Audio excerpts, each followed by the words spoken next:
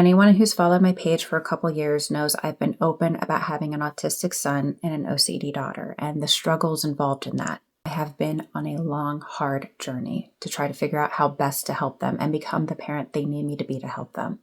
And there's so much crushing pressure on you to become who they need.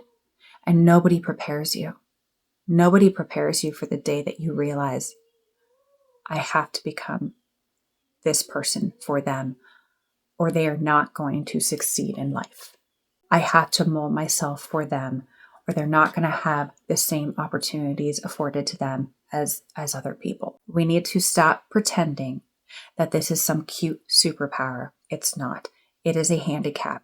It is hard to live with autism or any other neurodivergent issues. So I've been on a long journey for years trying to figure out how best to help my 9 and 10-year-old. The background there is that I've been on the GAPS diet with them, learning all the rigmarole about it, rereading the book over and over again. They've been on that protocol for 2.5 years, a little bit over.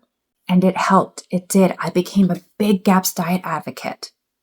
But it's hard to stay on top of it. It really is. It's easier for us to avoid the foods that we're not supposed to eat than it is for me to constantly add in all the stuff they're supposed to have. The daily meat stock that they don't want to drink, cod liver oil. It was so expensive too. It helped, but it was nearly a full-time job to stay on top of it, especially with all of my other children and homeschooling and having 2 special needs kids with different needs. I happened to very serendipitously and I believe divinely discover the TDOS syndrome protocol. They've been on this for almost a month now. And not even the full protocol. I haven't even done like detoxing with them. All I've done is source the nutrition according to this protocol. And it is a lot easier and a lot cheaper. So with both of them, the anxiety was very high prior to starting this protocol because I had been off of the meat stock and all the special supplements that I usually gave them with GAPS diet for a few months. And they did revert. But I was also going through a lengthy court battle to fight for custody of my niece. There was a lot happening. And like I said, the GAPS diet required a lot of me. So they both had terrible anxiety. They're homeschooled, so they fought me on their schooling every day. My daughter could not walk in a straight line. Her OCD took over so bad that she would have to do these dances everywhere she went. She could not walk in a straight line.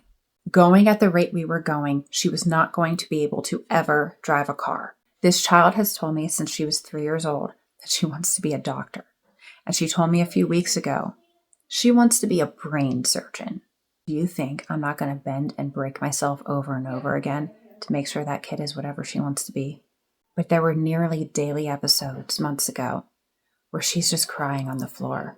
And she's just saying, you don't understand what it's like in my head. The voices are so loud. They're telling me what to do. I would wake her up in the morning and then go tend to my other children because I have 7, and it would take her almost an hour to get downstairs.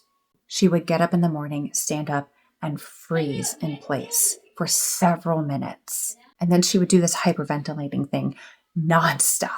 Almost nonstop. Every time she said something, every time anyone spoke to her, she would go, and she had to do it a certain amount of times before her brain let her respond.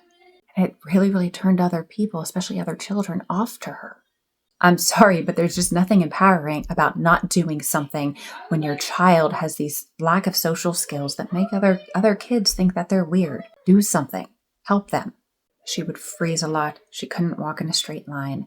It was so bad that I was locked outside in the pouring rain, maybe about a month and a half ago. And I was trying to get in, and she's like, wait, hold on, because she had to do a special dance in order to come across the house. And she's panicked.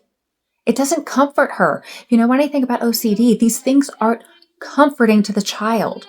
They're high anxiety all the time. And I hear even worse horror stories from other OCD parents. A few days into this protocol, I was putting her to sleep. She looked at me and said, Mommy, the OCD voices are softer.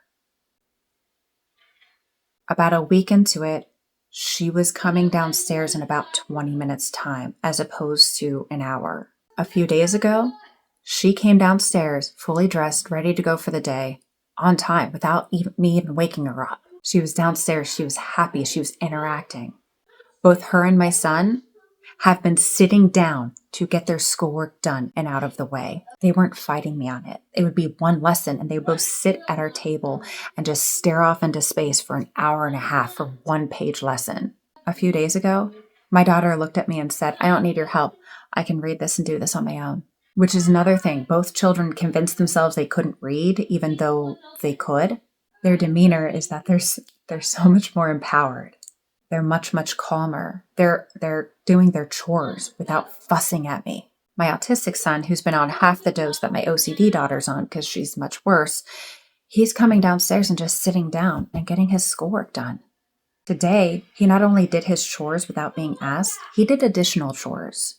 And the way he's thinking is different. He sat down to tell me and my husband a story, and his thought processes were so much more varied and deep. I actually got it on camera, taking a video of him when I realized he was making much better eye contact with me. And last week, I caught my daughter walking in a straight line on her own. Earlier today, she walked through the hallway, through my husband's bedroom, up to us in a straight line without thinking about it, without me asking her to. And that's about a month in.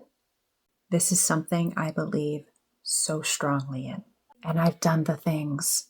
I've done the special needs parent things.